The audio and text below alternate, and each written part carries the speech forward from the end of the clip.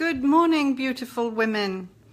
Here I am in my Airbnb apartment in Stockholm in yesterday's makeup and getting ready to meet with a beautiful friend who is going to be working with me on the project of förortsgudinnor, or urban goddesses.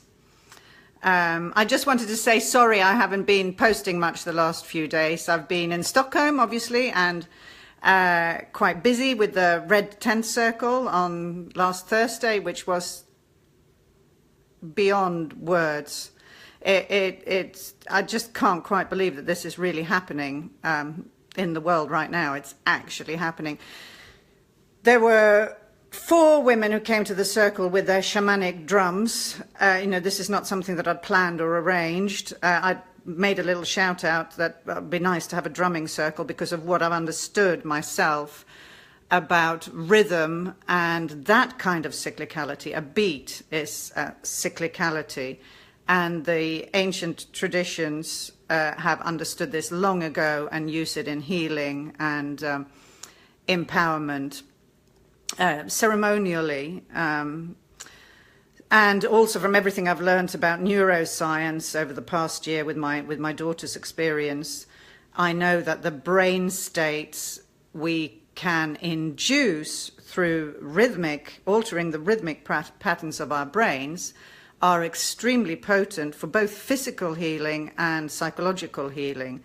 So we have a whole series of different brain states that we can access: alpha, beta, gamma, delta brain waves, and they correspond to what we feel, how we perceive the world, and a lot of illnesses are associated with them. But in any case, you can induce, for example, trance, but that's just an example. There are many other states you can induce. You can induce it through rhythm. So this is the long sort of semi-scientific explanation why I want to include drumming in some of the circles, not all of them, but I wanted to try it. And what happened this time was that 4 women came along who were just, wow. I mean, it was incredible. So we started the circle with some spontaneous drumming, and it was so moving. The rhythms brought us to quite another place straight away.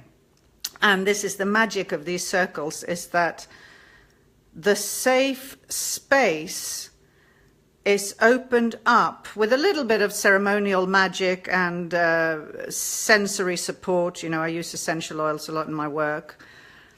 And but that it is so relatively easy on the surface to hold a space where authenticity just blossoms between people, and it's so powerful.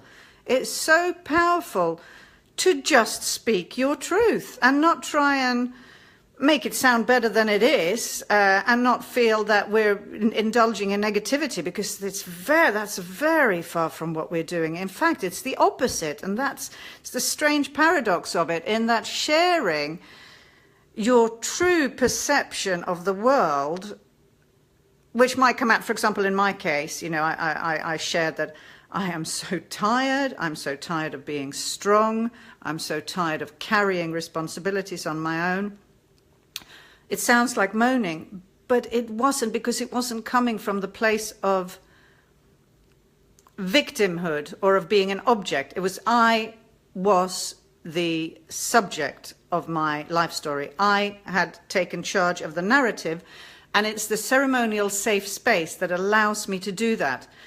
I was also overwhelmed by a feeling of being held and nurtured and secure and safe with my sisters, my true sisters. And this is not possible to achieve in a regular social context, because what happens with the ceremonial elements is that we are taken out of our outer personality, the facade that we project to the world and that we generally interact with the world through. We're taken out that, and we come closer to our true fundamental nature and communicate from that place. And so in a way we come closer to our own essence, our own archetypal strength, and the sharing that can take place from there, it's I don't want to say rocket fuel because it's not quite that combustible. There's more of a strength and a weight to it. But I'm just over the moon that this is really possible and happening. So that's one of the things I wanted to express. I've also been working on a book this weekend about childbirth empowerment, which I will be co-authoring with Maria Bengtsson, who I've been working with for several years. And we will be developing programs in Stockholm in English because there is a need for that.